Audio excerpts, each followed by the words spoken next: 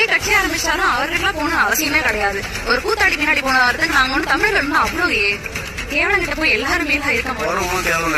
உண்மைதான். இல்ல கட்சின்றதோட குடும்பம் மாதிரி நம்மளை பாத்துப்பாங்க. அதனால கண்டிப்பா பெண்கள் நம்பி வர வேண்டிய ஒரு கட்சின்னா நாம் தமிழர். ஏன்னா மத்த இடத்துல அந்த பாதுகாப்போ இல்ல எதுவுமே கிடையாது. போனா கண்டிப்பா பக்கத்துல உட்கார முடியாது. இங்க கண்ணியமா இருப்பாங்க, பக்கத்துல உட்காரலாம். நம்பி யாரா இருந்தாலும் பரவாயில்ல, ஒரு சகோதரி கணக்காக தான் பார்ப்பாங்க. அம்மா, தங்கச்சி, அக்கா அந்த மாதிரி தான் நினைப்பாங்க. எந்த அரசியல் கட்சியிலும் இல்லாத அளவுக்கு ஒழுக்கம் இங்க இருக்கு.